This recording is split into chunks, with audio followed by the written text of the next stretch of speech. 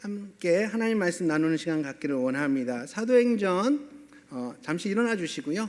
네, 사도행전 11장 19절에서 21절 말씀으로 함께 나누기를 원합니다. 우리 길지 않은 본문이니까 우리 한 목소리로 읽도록 하겠습니다. 사도행전 11장 19절에서 21절 말씀 시작.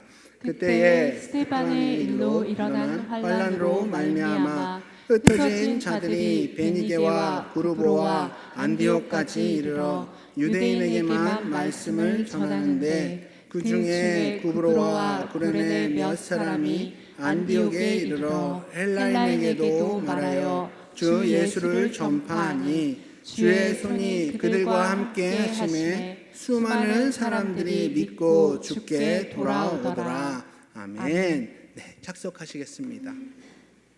그러고 보니 한 가지 순서가 빠졌네요. 네, 오늘 새로 오신 분이 있는데 환영을 안 했습니다. 네, 우리 이상우님 스스로 오셨는데요. 다른 교회 출석하시다가 인터넷으로 저희 교회 찾고 오늘 첫 번째 예배 오셨습니다. 한번 일어나 주시면 저희가 박수로 환영하겠습니다. 네, 반갑습니다.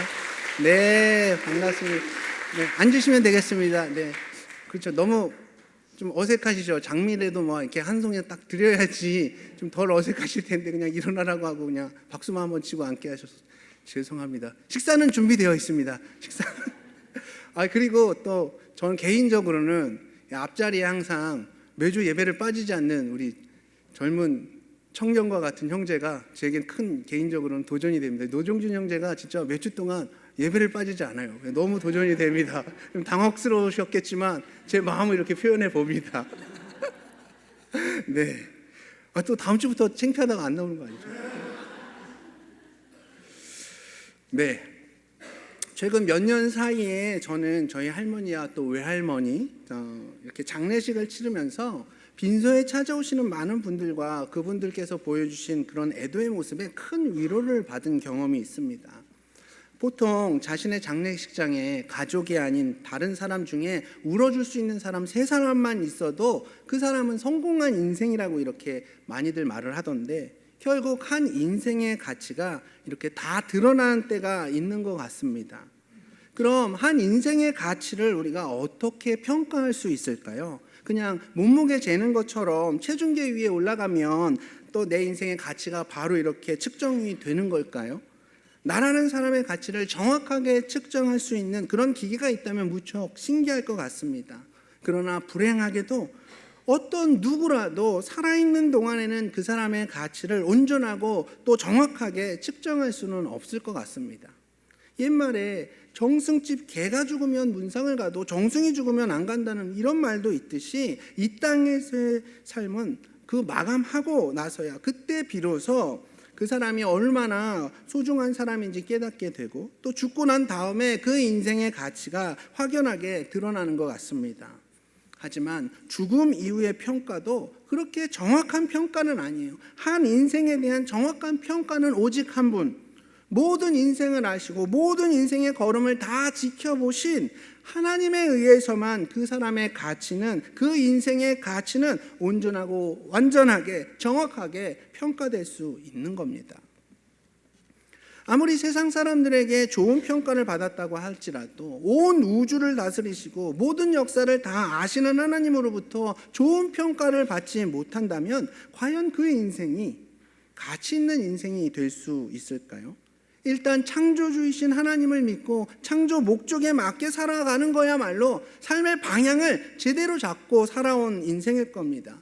마치 수백 개의 퍼즐 가운데의 한 조각처럼 그 하나님의 큰 그림 속에서 내 자신이 꼭 있어야 할 그 자리에 있을 때에 그 인생이 비로소 의미가 있는 거예요. 오늘 본문은 안디옥 교회에 대한 말씀입니다. 교회 역사 가운데 위대한 일을 이루었던 이 안디옥 교회 사람들에게 주목해 보면서 그들은 어떻게 해서 가치 있는 인생을 살아갈 수 있었는지 함께 나눠보기를 원합니다. 우리 PPT 한번 띄워주시겠어요? 자, 일단 안디옥 교회는 언제 세워졌느냐?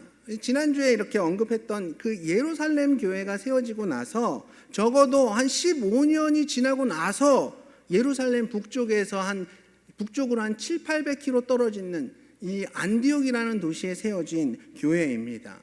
AD 30년에 보통 예루살렘 교회가 설립되었다라고 이렇게 학자들이 보거든요. 그리고 나서 2년 후에 스데반이 순교하는 그런 사건이 발생합니다. 그때부터 교회를 향한 핍박이 엄청 심해졌거든요. 그래서 성도들은 그 박해를 피해서 소아시아 지역으로 이렇게 막 이동을 하게 됩니다. 그러면서 소아시아 지역에도 복음이 선포되기 시작한 거예요.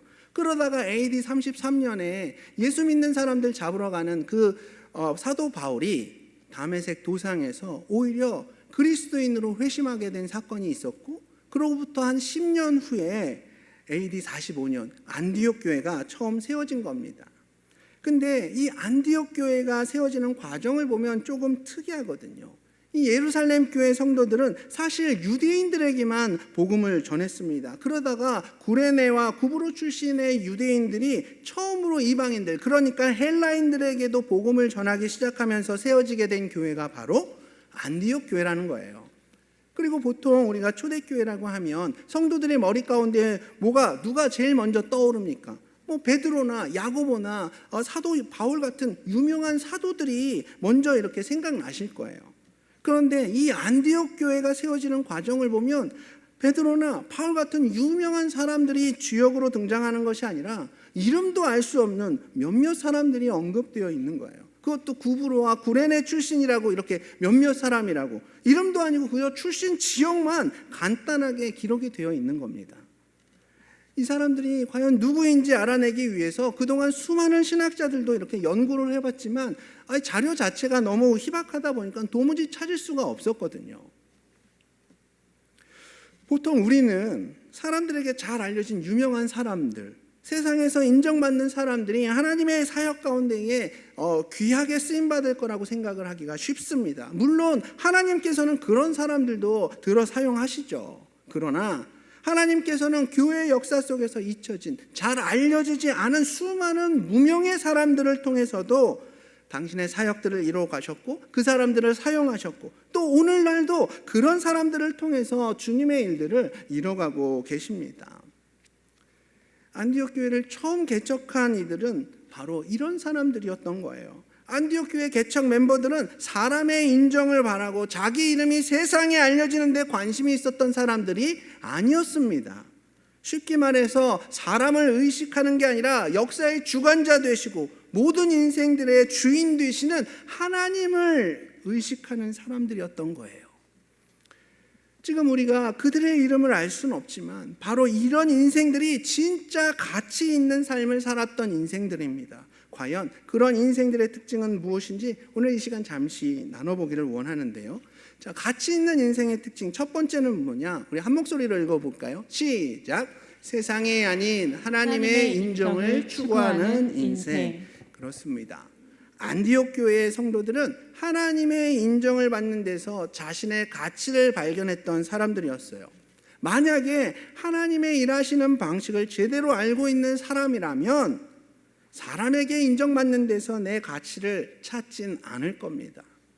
세상 많은 사람들이 다른 사람들의 인정을 통해서 자신의 가치를 증명하려고 해요. 하지만 이 세상은 이미 심각한 경쟁 속에서, 예를 들어서 100명 중에 몇 명이나 성공한 인생으로 이렇게 칭찬받습니까? 많이 잡아도 20명, 보통 1, 2% 안에 들어야 이 사람 성공했다고 얘기하잖아요. 그리고 맥시멈으로 잡아도 20% 이상은 되지 않을 겁니다. 그러면 그 얘기는 뭡니까? 나머지 80%는 세상적인 잣대에서 볼 때 그저 실패할 수밖에 없는 그런 구조로 세상은 되어 있다는 거예요. 이 무슨 말이냐 하면 세상은 아무리 내가 노력해도 언제나 80%의 실패자가 남을 수밖에 없는 시스템으로 되어 있다는 겁니다. 물론 내가 열심히 해서 20% 안에 들어가서 성공하면 되지 라고 생각할 수도 있겠지만 과연 그 20%의 가치를 두는 것이 지혜로운 일일까요? 우리가 성도라면, 예수 믿는 그리스도인이라면 우리를 가장 잘 아시는 하나님께서 인정해 주시는 것에 우리는 주목해야 합니다. 그런데 이 말을 여러분 오해하시면 안 돼요. 그저 내가 성실하게 열심히 살면 하나님께서 다 알아주시겠지, 내 인생 인정해 주시겠지, 이런 마음이랑은 또 다른 겁니다. 이건 그저 윤리적으로 도덕적으로 착하게 살아가는 거잖아요. 여기서 하나님이 인정해 주신다는 건 내가 하나님과의 관계 속에서 그분의 뜻 가운데 머물러 있음을 인식하고 그분 뜻에 순종하며 살아가는 인생들에 대해서 하나님께서는 인정하신다는 거예요. 쉽게 얘기해서 하나님의 계획 가운데 지금 내 역할이 무엇인지, 내 위치가 어디인지, 지금 내가 그 뜻을 잘 이뤄가면서 살아가고 있는지, 이게 중요한 거지. 내가 어느 대학 나왔는지, 내 연봉이 얼마인지, 내가 지금 무슨 차 타고 있는지, 이런 세상의 기준과 사람들의 인정에 내 인생이 휘둘리지 않고 주님 뜻을 이뤄가는 사람들을 우리 주님께서는 인정하신다는 거예요. 제가 고등학교 2학년 때 교회 형들과 함께 인천항에서 배 타고 1시간 반 정도 더 들어가야 하는 서해의 작은 섬 덕적도에 다녀오는 배낭여행을 했을 때 일입니다. 이게 거의 진짜 30년 전 얘기네요. 지금 이 자리에도 저와 그 여행에 동참했던 분이 한 분 계십니다. 살아있는 게 신기해요. 살아있는 게 사실. 이게 어떻게 된 얘기냐 하면 그냥 형들이랑 같이 서점에 갔어요. 그래서 여행 책자를 딱 넘기고 거기서 딱 선택되어지는 그곳에 무조건 여행을 가보자. 그래서 딱 넘겼는데 생전 들어보지도 못한 덕적도라는 섬이 나온 겁니다. 그래도 울산에서 제일 멀리 있는 섬이에요. 갔습니다. 네.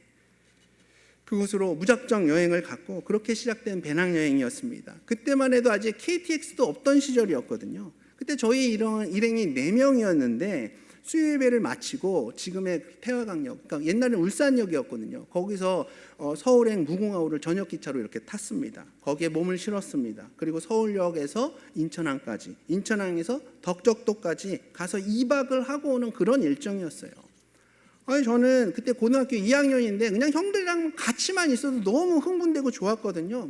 그런데 기차 여행을 하고 있는 거예요. 덜컹거리는 기차를 타고 이런저런 얘기 나누면서 너무 들뜬 마음으로 창밖을 바라보고 있는데 제 기억에 아직도 남아있는 잊지 못할 광경들을 봤습니다. 그게 뭐였냐? 수없이 지나쳤던 작은 기차역들이었어요. 사실 제 머릿속에 기차역이라고 하면 부산역, 울산역, 동대구역, 대전역, 서울역 이런 큰 역들만 있었거든요. 그런데 기차를 타고 가다 보니까 정말 이름도 모르는 작은 역들이 그렇게 많을 수가 없는 거예요. 수많은 역들 중에 그냥 일부에서만 그 기차가 정차를 하더라고요. 어떤 역에서는 아예 정차도 하지 않으니까 그 역의 이름조차도 확인하지 못하고 그냥 지나쳐버린 역도 있었습니다. 그때 제 마음 가운데에 이런 생각이 들었어요. 우리나라에는 부산, 동대구, 서울역 같이 이런 꼭 큰 역만 있었던 건 아니구나. 이런 큰 역들도 필요하지만 이런 큰 역과 큰 역을 이어주는 수없이 많은 작은 역들도 있었구나. 이 큰 역들이 자기의 역할을 잘 감당하려면 이런 작은 역들도 꼭 필요한 거구나. 이런 생각을 했던 기억이 있습니다. 그렇습니다. 그저 사람들에게 인기를 얻고 사람들에게 알려지는 것을 추구하는 인생이 아니라 하나님이 계획하신 그 전체 그림을 그리기 위해서, 완성하기 위해서 반드시 내가 있어야 할 그곳에 있는 인생이야말로 바로 하나님이 인정해 주시는 인생인 거예요. 혹여라도 큰 역이 아닌 작은 무명의 역이 된다 하더라도 내가 있어야 할 바로 그곳, 그 자리에서 묵묵히 맡은 사역을 끝까지 감당하는 그런 인생이야말로 가치 있는 인생인 겁니다. 그럼 여기서 질문이 하나 생기겠죠. 하나님이 계획하신 그 전체 그림 가운데 내가 있어야 할 그 자리는 과연 어떻게 할 수 있을까요? 어떻게 할 수 있을까요? 그 자리를 찾기 위해서 우리에게 필요한 것이 바로 기도입니다. 기도는 단순히 어떤 문제가 생겼을 때 그 문제 해결해 달라고 하나님께 간절히 매달리는 것만, 그런 것만 기도가 아니에요. 사실 기도의 본질은 뭐냐? 바로 하나님 앞에서 내 자신을 발견하는 겁니다.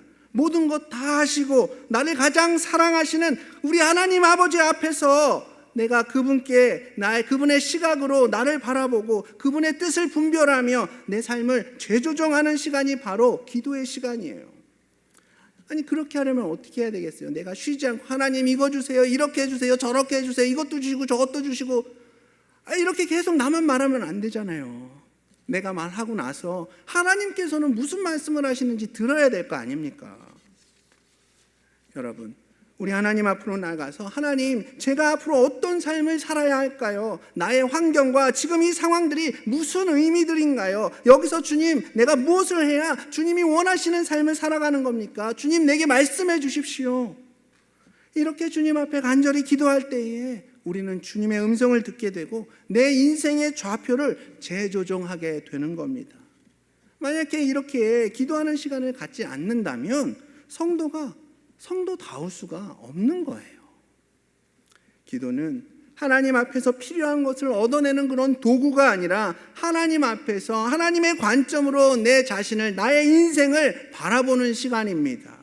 그럴 때에 하나님과 온전한 대화가 이루어지는 것이고, 이런 기도를 통해서 하나님이 인정해 주시는 그런 가치 있는 삶을 살아갈 수 있는 겁니다. 자, 가치 있는 인생의 특징 두 번째는 뭐냐? 우리 같이 읽어보실까요? 시작. 하나님의 사역을 위해 늘 준비되어 있는 인생. 아멘. 자, 우리 오늘 19절 말씀을 함께 읽겠습니다. 시작. 그때에 스데반의 일로 일어난 환란으로 말미암아 흩어진 자들이 베니게와 구브로와 안디옥까지 이르러 유대인에게 말씀을 전하는데. 아멘. 자, 여기 보면 안디옥 교회 성도들에 대해서 뭐라고 말하고 있죠? 스데반의 일로 일어난 환란으로 말미암아 흩어진 자들이라고 말하고 있죠. 앞에서도 말씀을 드렸지만 스데반의 순교와 그때 일어난 그 박해는 예루살렘 교회가 세워지고 나서 한 2, 3년 후에 있었던 일입니다. 그렇다면 박해로 흩어진 이 성도들은 이 기간 동안, 2, 3년이라는 기간 동안 아무것도 하지 않고 그냥 가만히 있다가 어느 날 갑자기 박해가 오니까 그래서 그냥 흩어져 버린 걸까요? 아마 그렇지 않았을 거예요. 안디옥 교회 성도들은 2년에서 3년이란 그 시간 동안 예루살렘 교회라고 하는 너무 아름다운 공동체 안에서 주님의 사역을 위해 훈련되어지고 다듬어졌던 사람들이었을 겁니다. 이들이 어떤 준비를 했는지, 예루살렘 교회가 어떤 교회인지를, 어떤 모습이었는지 보면 알 수가 있는 거예요. 우리가 지난주에도 예루살렘 교회의 그 모습, 아름다운 모습 보지 않았습니까? 서로의 필요들을 먼저 알아채고 나의 재산, 나의 돈을 그런 기쁨으로 내어드리고, 그것이 공동 분배 속에서 아름답게 사용되어지는 그 아름다운 공동체를 우리 보지 않았습니까? 그 가운데서 어떤 배움들이 일어나느냐? 먼저 이들은 사도들의 가르침을 받았습니다. 말씀을 배웠다는 거죠. 여러분, 우리가 말씀을 배우는 이유가 무엇입니까? 우리가 하나님에 대해서 단편적으로 그리고 주관적으로 생각하는 경우가 많은데, 이것을 벗어나고 더 온전하게 하나님을 알아가기 위해서 말씀을 배우는 겁니다. 말씀을 들으면서 내 인생에 대해 가지고 있었던 그런 잘못된 부분들이 확인되어지고 고쳐야 할 부분들을 배우고 깨닫는 거죠. 그리고 말씀을 통해서 하나님께서 어떻게 일하시는지, 이 땅을 어떻게 경영하시는지도 배워가고 있는 거예요. 그리고 그 무엇보다도 중요한 배움은 뭐였냐? 바로 공동체 생활을 배웠다는 겁니다. 지난 주일에 나눴던 예루살렘 교회처럼 서로 나눠주고 서로 필요한 것들 채우고 함께 모여서 떡을 떼고 교제하고 공동체 생활을 하면서 함께 주님께 영광 돌리는 방법들, 함께 서로 사랑하는 법이 무엇인지를 배우게 되었던 거죠. 뿐만 아니라 이들은 전도하는 것을 배웠습니다. 사도들이 온갖 핍박을 받으면서도 절대 굴복하지 않고 복음을 전하는 그 모습을 보았고 또한 배웠어요. 근데 여기서 우리가 주의해야 할 것은, 우리가 이렇게 준비되어야 한다는 말이 마치 교회에서 운영하는 어떤 제자훈련 프로그램 다 마치고 교회에서 소개해주는 그런 신앙도서 다 읽고 뭐 필수도서 다 공부해야지만 그것이 준비되어졌다, 이걸 의미하는 게 아니란 겁니다. 물론 그런 프로그램들, 교회 추천 신앙도서들 읽으셔야 돼요. 그것도 필요하지만 가장 중요한 건 뭐냐? 실제로 우리 주변에 있는 그리스도인들을 보고 배우는 거예요. 또 이 말씀을 듣고 그것을 행함으로써 내 것으로 만드는 겁니다. 바로 교회 생활을 통해서 보고 듣고 행하면서 배운다는 거죠. 그래서 모든 그리스도인들에게 교회 생활은 너무너무 중요한 거예요. 다시 말해서 준비되어진다는 건 주님께서 원하시는 그런 내 삶을 살아내는 것이고, 그렇게 우리가 함께 주님의 공동체를 세워가고 이뤄가는 겁니다. 그러면서 우리 자신이 훈련되어지고 준비되어진다는 거죠. 자, 설교 듣는 것만으로도 한번 우리가 생각해 보겠습니다. 일주일에 한 번 설교 듣는다고 하면 1년이면 몇 번이에요? 52번이잖아요. 그걸 10년이면 520번입니다. 수요 예배, 오후 예배까지 치면 뭐 1000번이 훌쩍 넘겠죠. 사실 일주일에 한 번만 예배를 드린다고 해도 우리는 하나님과 우리 인생에 대한 적지 않은 그런 정보들을 듣게 됩니다. 배우게 됩니다. 근데 문제는 뭐냐? 듣는 말씀이 한쪽으로 들려지지만 그 반대쪽으로 동시에 그대로 나간다는 거예요. 매주 말씀을 듣기는 했지만 예배 후에 교회 바깥으로 나가는 그 순간 말씀은 온데간데 없이 사라져 버리는 거죠. 그래서 가장 이상적인 건 뭐냐 하면 귀로 말씀을 듣고 그 들려진 말씀이 내 마음 가운데에 새겨지고 그리고 주중에는 그 말씀들이 내 손과 발을 통해 실천되어지는 겁니다. 쉽게 말해서 받은 말씀이 내 삶 속에서 온전히 살아 역사하는 거죠. 그 받은 말씀대로 행함으로 열매를 맺는다는 거죠. 많은 이야기를 듣는 것이 중요한 게 아니라 받은 말씀대로 살아가는 게 더 중요한 겁니다. 그럴 때 우리는 주님 사역 가운데에 준비되어지는 거예요. 아는 것도 물론 중요합니다. 하지만 들은 말씀을 얼마나 살아내고 있느냐가 더 중요한 겁니다. 구브로와 구레네 사람들은 그렇게 예루살렘 교회에서 2년에서 3년 동안 훈련되어졌고 무려 10년이란 시간 동안 나그네 인생을 살아가면서 주님 사역 가운데 쓰임받기 위해서 준비되어졌던 사람들이었어요. 자, 진정한 가치 있는 인생의 특징 세 번째는 뭐냐? 우리 함께 읽으실까요? 시작! 자신의 고정관념을 뛰어넘는 인생. 네, 자신의 고정관념을 뛰어넘는 인생입니다. 우리 오늘 본문 20절 말씀을 함께 읽겠습니다. 시작! 그 중에 구브로와 구레네 몇 사람이 안디옥에 이르러 헬라인에게도 말하여 주 예수를 전파하니. 아멘. 자, 좀 전 19절의 끝부분을 보면 처음 성도들은 어땠죠? 유대인에게만 복음을 전했었지만 근데 20절에서 구브로와 구레네 사람들은 헬라인에게도 복음을 전했다고 기록하고 있습니다. 그 당시 유대인들이 가지고 있었던 문제는 선민의식이었어요. 선민의식. 그게 뭐예요? 이스라엘 백성은 하나님께서 자기 민족만 특별하게 사랑하신다고 생각을 했던 겁니다. 그리고 그래서 그 복음이 자기 안에만 이렇게 국한되어 있다라고 생각을 했던 거예요. 그래서 예수님께서 이 땅에서 부활하시고 40일 동안 이 땅에서 사역을 더 하시다가 많은 사람들이 보는 앞에서 올라가시면서 무슨 말씀하십니까? 땅끝까지 이르러서 복음을 전하라고 그렇게 명령을 하셨음에도 불구하고 그들은 처음엔 이방인들에게 복음을 전하지 않았어요. 그 말씀을 제대로 이해하지 못했던 거죠. 그러나 안디옥 교회 성도들이 헬라인에게도 처음으로 복음을 전한 겁니다. 이들에게서 배울 수 있는 것이 바로 자신의 고정관념을 뛰어넘었다는 거예요. 스데반 사건으로 인해서 교회가 이렇게 뿔뿔이 흩어졌고 다른 성도들은 10년이 넘도록 이 선민의식 가운데 갇혀 있었지만 안디옥 교회 성도들은 그 선민의식을 뛰어넘어선 겁니다. 여러분, 고정관념이란 게 뭐예요? 우리 주변이나 사물, 그런 어떤 관계들에 대해서 내 안에 굳어져 있는 어떤 생각들이거든요. 우리 모두가 각자 나름대로의 그런 생각과 방식들이 있잖아요. 예를 들면 인간관계 이렇게 맺는 거야. 공부법 이렇게 공부하는 거야. 성공하는 비법 이렇게 하면 성공할 수 있어. 각자 나름대로의 그런 생각들이 다 있습니다. 물론 그런 생각들이 맞으면 괜찮지만 만일 내 나름의 생각들이 그런 어떤 관념들이 틀렸다면 그건 나의 고정관념이 되어버리는 거예요. 이런 고정관념을 넘어설 때에 우리의 인생은 더 가치 있어지는 겁니다. 자, 그렇다면 우리 안에 있는 이 고정관념은 어떻게 극복될 수 있을까요? 나도 틀릴 수 있다는 것을 인정하고 나보다 더 나은 기준이 있다면 얼마든지 보고 배울 수 있어야 그 고정관념을 극복할 수 있게 됩니다. 쉽게 말하면 하나님의 시각으로 모든 상황들과 특히 내 자신을 바라보면서 말씀 앞에 순종하면 되는 거예요. 다른 거 아닙니다. 하나님의 시각으로 바라보고 그럴 때 말씀 앞에 순종하면 우리의 고정관념은 깨질 수밖에 없는 겁니다. 그렇기 때문에 이때 우리가 가져야 할 가장 중요한 덕목이 뭡니까? 바로 겸손이라는 덕목이에요. 겸손이 뭐냐? 나 자신을 낮추고 다른 사람의 이야기에 귀를 기울여 들을 수 있는 겁니다. 다른 집단의 이야기를 듣고 수용할 줄 아는 겁니다. 더 나아가선 사람이 아니라 하나님의 음성을 들을 수 있는 거죠.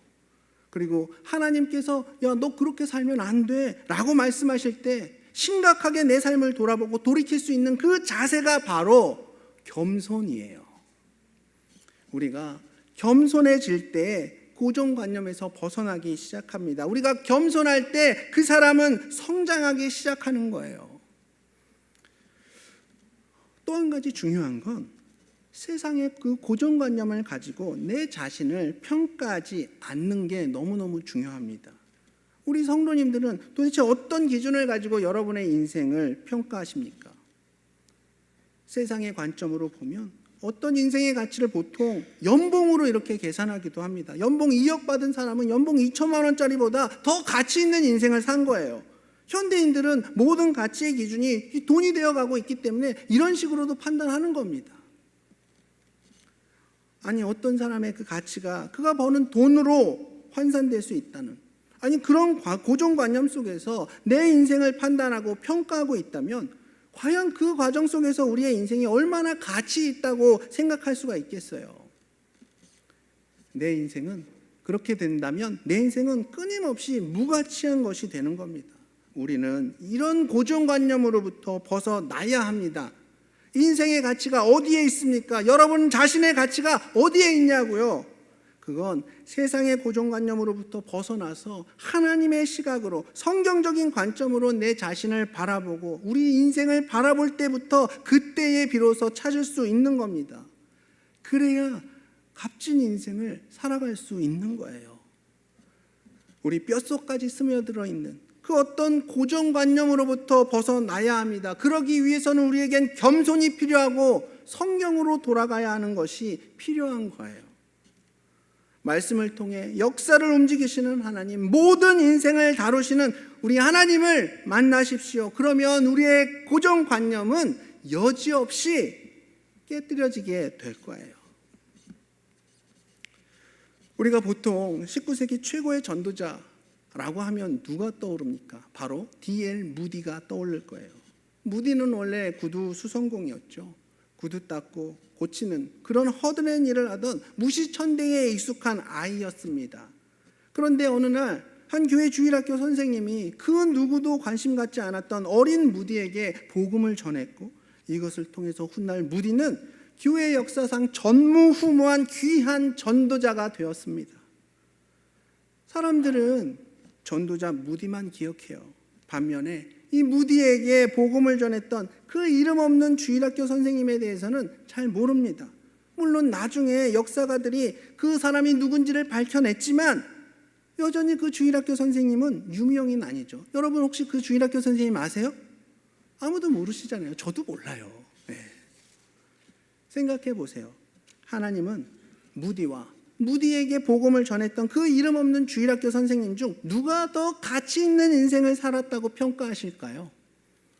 우리는 당연히 무디라고 생각할지 모르겠지만 하나님께서는 그 두 사람의 가치를 각각 독특하고 충성된 종으로 칭찬하실 거예요. 다 귀하다고 여기실 거예요. 세상의 고정관념을 깨뜨리고 아무도 쳐다보지 않았던 구두수선공 무디에게, 그 더러운 아이에게 복음을 전했던 그 주일학교 선생님이 없었다면 아마 19세기 가장 위대한 전도자 D.L. 무디는 나오지 않았을 겁니다.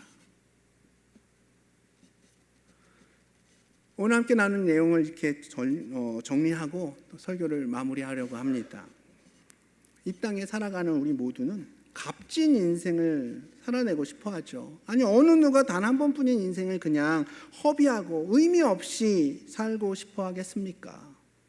결국 우리 성도들은 언젠가는 다 그리스도의 심판대 앞에 서게 될 텐데 그때에 우리 모두가 주님으로부터 수고했다, 너의 인생이 너무나도 가치 있고 너의 인생이 나에게 큰 기쁨이 되었구나 라는 이런 칭찬 받으시길 소망합니다. 그럼 어떻게 하면 그런 가치 있는 인생을 살아낼 수 있을까요? 세상 사람들이 가고 있는 그 길 따라가면서 내 인생 가치 발견하고, 그렇게 하려면 우리는 아마 백전백패 실패한 인생을 살아갈 수밖에 없을 겁니다. 하나님의 기준은 세상과 분명히 다르거든요. 그러니까 하나님께서 인도하시는 그 인도하심에 순종한 사람들, 그런 인생들을 향해 하나님께서는 가치 있는 인생이라고 인정해 주십니다. 사랑하는 우리 성도님들, 먼저 세상이 아닌 하나님의 인정을 추구하십시오. 그리고 하나님의 사역을 늘 준비하셔야 합니다. 또한 나도 모르는 사이에 가지고 내 마음 가운데 생겨난 그 고정관념들을 하나하나 깨뜨리십시오. 이런 삶의 모습이 단지 이론으로서가 아니라 매일매일 우리의 삶 속에 조금씩 더 깊어지고 그 의미가 우리 안에서 더 분명하게 새겨질수록 우리의 인생은 더욱 가치 있는 인생이 되는 거예요. 그렇게 우리의 인생을 살다 보면 어쩌면 이 땅에서의 삶은 무명으로 남을지도 모르겠습니다. 아니 솔직히 무명의 인생을 살아갈 가능성이 더 많기는 해요. 하지만 여러분 기억하십시오. 우리의 인생은 절대로 잊혀지는 인생이 아닙니다. 사람들에게 잊혀질지는 모르겠지만 영원하신 우리 하나님께는 결코 잊혀지는 인생이 아니에요. 여러분께 질문 하나 드리면 오늘 설교를 마치려고 합니다. 만약에 인생을 살아가는 두 가지 방법 중에 하나를 택해야 한다면 여러분은 과연 어떤 인생을 선택하시겠습니까? 사람에게는 인정받지만 하나님께는 잊혀지는 그런 인생을 살아가시겠습니까? 아니면 사람들에게는 인정받지 못하고 세상 가운데 알려지지 못한다 할지라도 하나님께는 인정받는 그런 삶을 살아가시겠습니까? 1번이에요? 2번이에요? 손 한번 들어볼까요? 1번이신 분 드시면 큰일 납니다. 억지로 그럼 2번이라고 하면 안 되니까 침묵하겠습니다. 그러나 저는 당연코 2번입니다. 사람들로부터 인정받지 못한다 할지라도 하나님께 인정받고 하나님께 잊혀지지 않는 그런 삶을 선택할 겁니다. 우리 성도님들은 어떤 삶을 선택하시겠습니까? 우리 잠깐 기도할까요? 이 시간 혹시 하나님의 자녀로 거듭나길 구원받기 원하시는 분 계십니까? 세상 가운데 방황을 이제 멈추고 하나님의 자녀로 거듭나길 원하시는 분 계십니까? 손들어 표현해 주시면 말씀을 통해 여러분들 도와드리겠습니다. 구원의 길을 우리가 가르쳐 드리겠습니다. 하나님께서 말씀하신 오직 한 길 예수 그리스도를 우리가 선포해 드리겠습니다. 손들어 표현해 주십시오. 그렇습니다. 단 한 번뿐인 우리의 인생이 정말 가치 있는 인생 되기를 소망합니다. 세상은 돈과 권력과 그 어떤 것들을 통해서 가치 있는 인생을 규정하지만 모든 인생의 가치는 오직 주님, 우리 주님께서만 하실 수 있는 겁니다. 여러분, 주님의 인정을 구하는 인생 되십시오. 주님의 사역을 위해 준비하는 인생 되십시오. 주님으로부터 벗어난 그런 고정관념을 깨뜨리고 뛰어넘는 인생 되십시오. 주님, 제가 이런 인생 되겠습니다. 이렇게 주님 앞에 결단하시는 분 계십니까? 손들어 표현해 주시면 여러분들을 위해 기도하겠습니다. 성령 하나님께서 여러분의 인생을 더 가치 있는 인생으로 세워주실 것입니다. 그런 인생 살아갈 수 있도록 힘주시고 선한 길로 이끌어 주실 겁니다.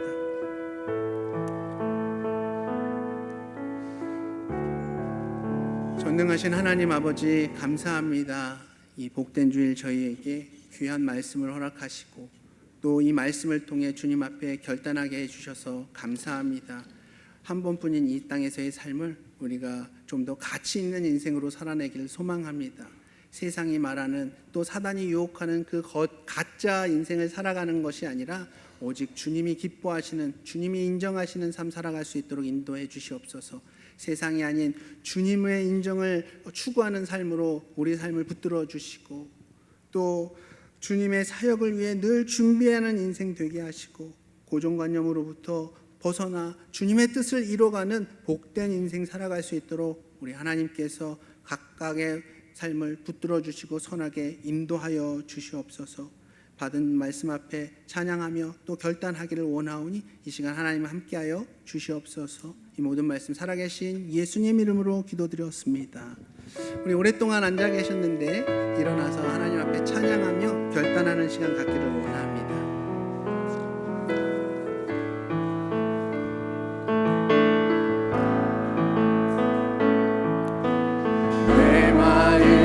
주를 향한 사랑이 나의 말에 주가 주신 진리로 나의 눈에 주의 눈물 채워주소서.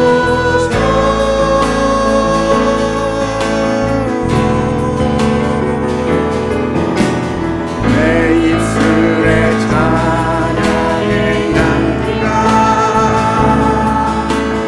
두 손에는 주를 닮은 성품이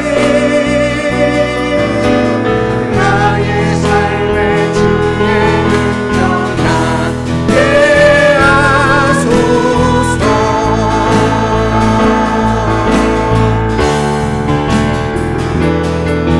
하나님의 사랑이 영원히 함께하리. 십자가의 길을 걷는 자에게 순교자의 삶을 사는 이에게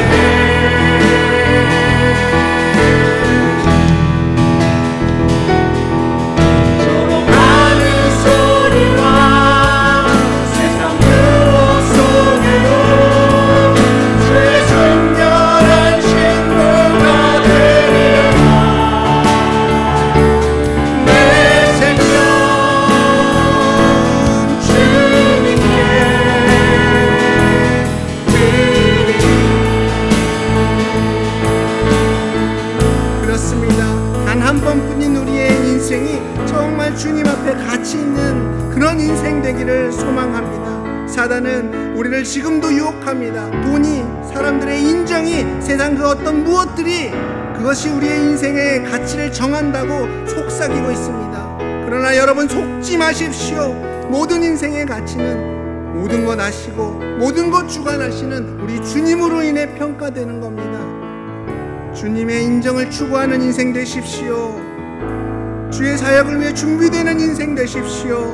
그리고 고정관념을 벗어나 주님께로 돌아오는 인생 되십시오. 우리 하나님 앞에 결단하며 기도하며 나아가겠습니다. 잠시 기도하겠습니다. 하나님, 우리의 심령이 주님 앞에 확정되었습니다. 우리의 삶이 세상 가치에 오염되어